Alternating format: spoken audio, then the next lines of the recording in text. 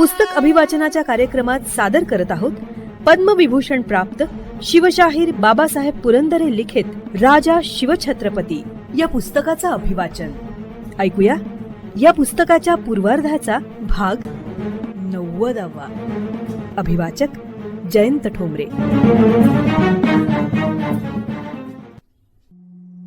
कारतलब खान आणि रायबाघन.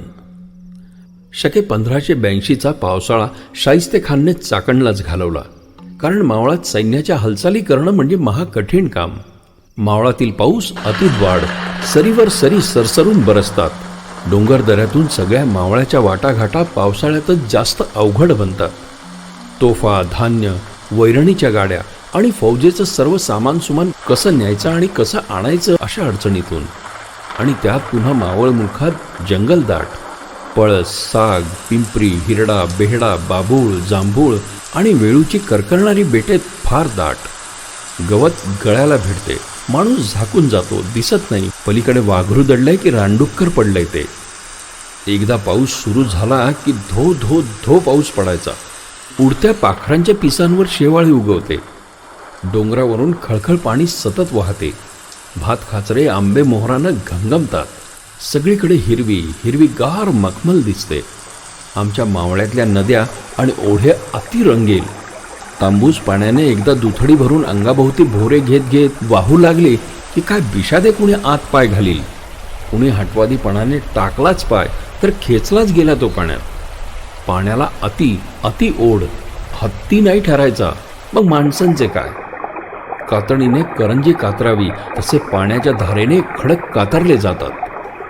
सह्याद्रीवरून खळखळणारे पाणी वळसे घेत गिरक्या मारीत उड्या टाकीत ओढ्यांना सामील होते. मस्तवाल ओढे नद्यांना सामील होतात. नद्या त्यांची वाटच पाहत असतात.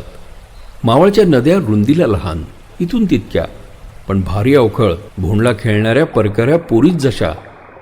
आई रागवायची नाही, वडील बोलायचे नाहीत, उलट म्हणतील जाऊ दे, बागडू दे. सह्याद्री आणि जमीन या नद्यांना आणि ओढ्यांना उतारावर स्वैर सोडतात आणि मग त्याच्या स्वच्छंद अल्लडपणाला उधाण येते. हे ओढे म्हणजे सह्याद्रीवरच्या तांबूस मातीत अंग घुसळीत इतरस्त हुंदडणारी मावळी इबलीस पोरटीच जणू. कधी सरळ डोंगर उतरणार नाही. ठोकरा देत देत डोंगरावरचे मोठमोठे ओबडदोबड धोंडे आपल्याबरोबर ते खाली आणतील आणि मग त्यांना फराफरा खेचीत नद्यांकडे घेऊन जातील. त्या मोठ्या प्रवाहात कोसावरी त्या धोंड्यांची फरफट चालते. या धिंगामस्तीत त्या धोंड्यांचे सारे कानेकोपरे घासून तासून त्यांचे अंग कसे अगदी तुकतुकीत बनते, गोल बनते, गोटे जसे. आणि मग अश्विन उलटला की नद्यांचा अल्लडपणा कमी होतो. ओढ्यांच्या दांडगाईला वचक बसतो. साऱ्या नद्या संथ, मुग्ध आणि संयमी बनतात. लग्न झाल्यावर सासरी निघालेल्या माहेरवाचिणीत जणू. पावसाळा संपतो. गुडघा गुडघा साचणारा चिखल वाळतो. भात खाचरात पावलांचे खचकन लचके तोडून तिरपे तिरपे नाचत नांग्या उभारणारे खेकडे बिळामध्ये पळतात. भाते हळदीसारखी पिकून काढायला येतात. वाटा रहदारीला त्यातल्या त्यात सोयीच्या बनतात. जनावरांना आणि माणसांना खायला प्यायला मोप असते. हे सारे जसे मावळात तसेच खाली कोकणामध्ये. कोकणपट्टी आणि मावळपट्टी जिंकायला खान उत्सुक झाला होता. फक्त पावसाळा संपायचा अवकाश. निसर्गाच्या या धिंगाण्यात आणि भर पावसाळ्यात चिरण्याची का छाती होती खानाची. मावळ कोकणच्या नदी नाल्यांनी, डोंगरदऱ्यांनी, रानवनांनी आणि चिखल शेवाळ्यांनी खानाला अक्षरशः रडवलं असतं. आणि महाराजही पावसाळा संपायची राजगडावर वाट पाहत होते. पुण्यात येऊन बसलेल्या या शाहिस्ते खानाचं काय करावं या विचारात महाराज होते. अनेक दावेदार महाराजांच्या मनात सलत होते. जे जे उठले होते त्या सर्वांचा काटा काढण्याचा बेत महाराजांच्या मनात सतत घोळत होता. फक्त पाऊस थांबायची वाट होती. तो थांबला. दसरा आला. नवरात्र पूजेत ठेवलेली भवानी तलवार नव्या वर्षाचे बळी घेण्याच्या तयारीने म्यानात वाट पाहू लागली. दिवाळी संपली. चिखल पुरता वाळला. डोंगरमाळ तापू लागले. अजूनपर्यंत शाहिस्ते खानाने महाराजांचा एकही डोंगरी किल्ला जिंकला नव्हता. चाकणच्या 4 भुईकोट भिताडांनी त्याला 1.5 महिन्याच्या वर छळलं होतं. डोंगरी किल्ल्यांपाशी त्याची काय गत झाली असती कोण जाणे. औरंगजेबाची फार इच्छा होती की दख्खनची उगवती मराठेशाही चटकन चिरडावी. शाहिस्ते खान, आपल्या सरदारांना हुकूम सोडा की मराठ्यांचा चुराडा उडवा. आणि ते सरदार आपल्या सैन्याला हुकूम सोडीत की मराठ्यांचा चुराडा उडवा. चुराडा? रिकाम टेकडे हुकूम सोडायला त्यांना काय कष्ट होतंय? इथे मराठ्यांपुढे कसा हुरडा भाजून निघतो ते मोगल शिपायांनाच ठाऊक होते. सहज लोडाला टेकल्या टेकल्या हलक्या हातांची बोटं चुना घेऊन डाव्या तळ हातावरच्या तंबाखूचा चुराडा करणे आणि मराठ्यांचा चुराडा करणे सारखेच नव्हते. शाहिस्ते खान चाकणहून पुण्यात आला होता. आता तोही नव्या मोहिमेचे मनसुबे मनाशी ठरवित होता. खानाच्या फौजेवर नवी तुकतुकी चढली. पुण्यात खानाच्या लष्करात हशम ढालायतांची नव्या मोहिमेसाठी तयारी सुरू झाली. लाल महालात खल सुरू झाला. राजगड, तोरणा, सिंहगड, लोहगड हे डोंगरावरचे किल्ले घेण्यापूर्वी कोकणपट्टी प्रथम जिंकून घ्यावी असं खानाला वाटलं.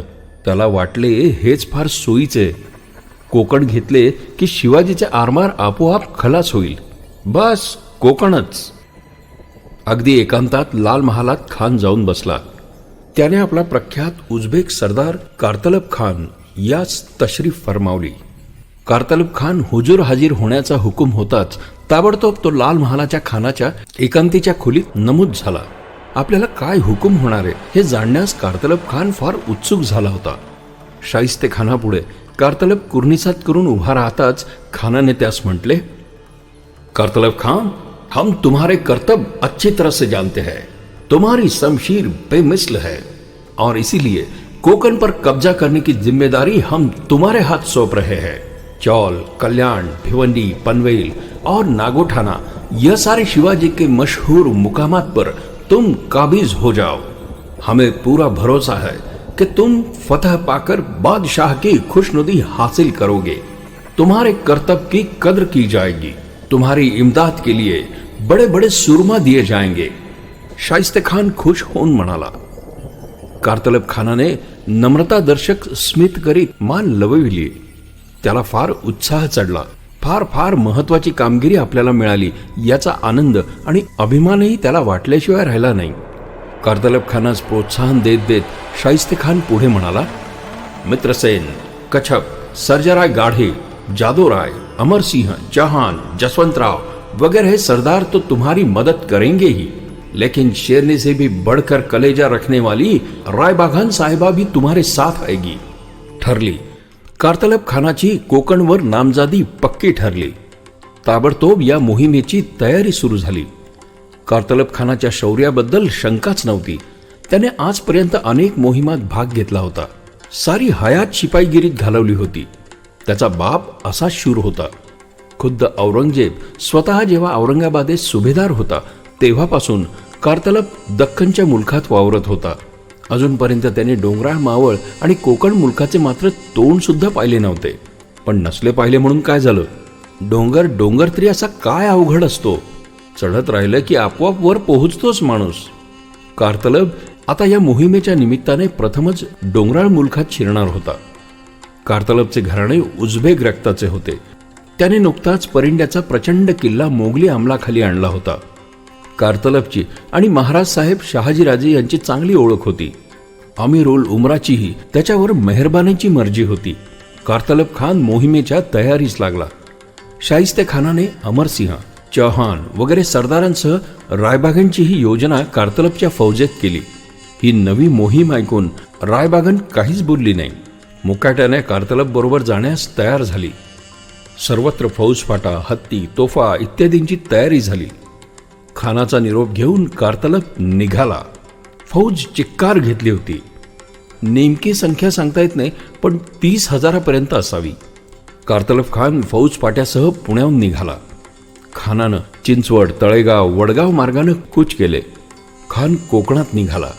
पण कोणत्या मार्गानं कोकणात उतरणार? वाटा कशा आहेत? आमदरफ्तीखालच्या वाटा आहेत की अगदीच अडाणी आडवाटा आहेत याची माहिती कारतलब खानाशिवाय आणि त्याचे कोण जे वाटाडे असतील त्यांच्याशिवाय कोणालाही नव्हती.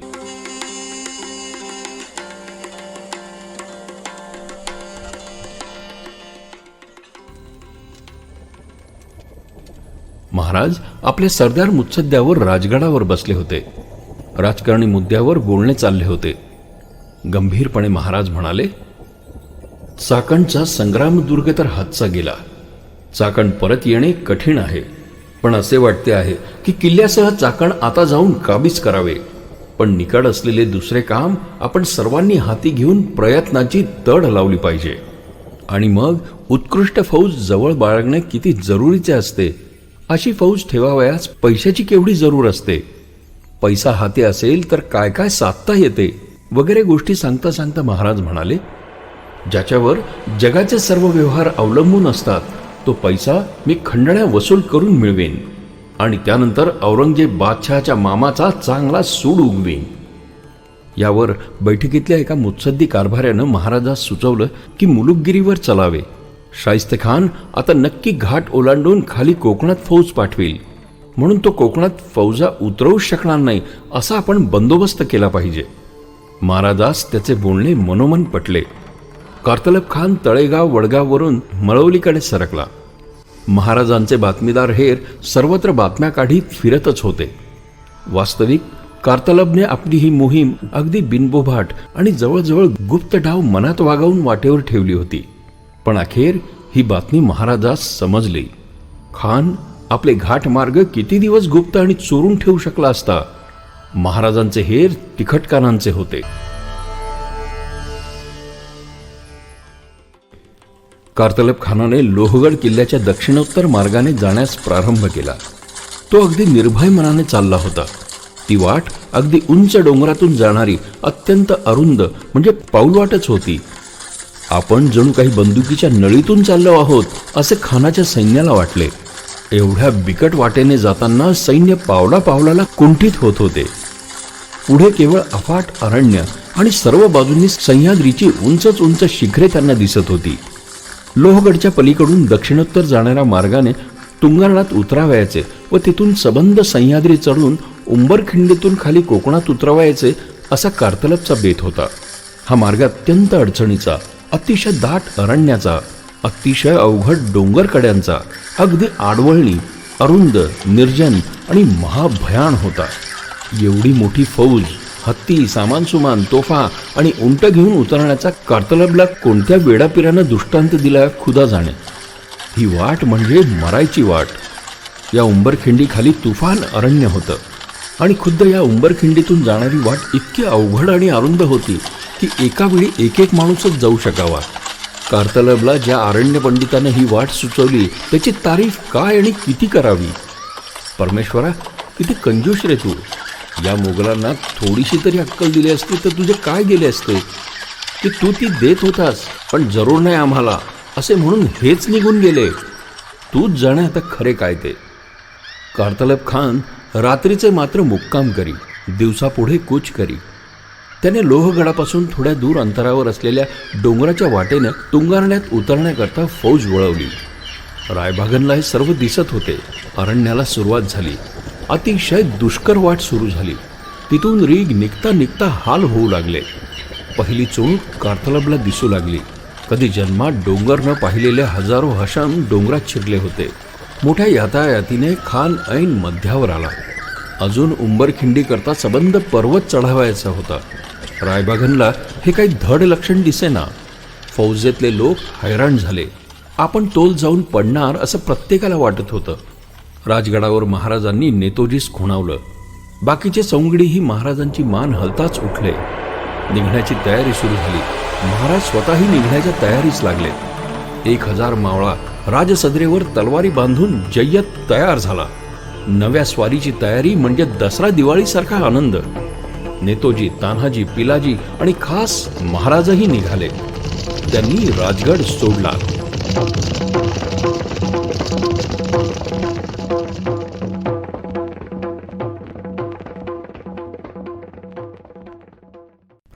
श्रोते हो, पुस्तक अभिवाचनाच्या कार्यक्रमात पद्मविभूषण शिवशाहीर बाबासाहेब पुरंदरे लिखित राजा शिवछत्रपती या पुस्तकातल्या पूर्वार्धाचा भाग 90वा आज आपण ऐकलात.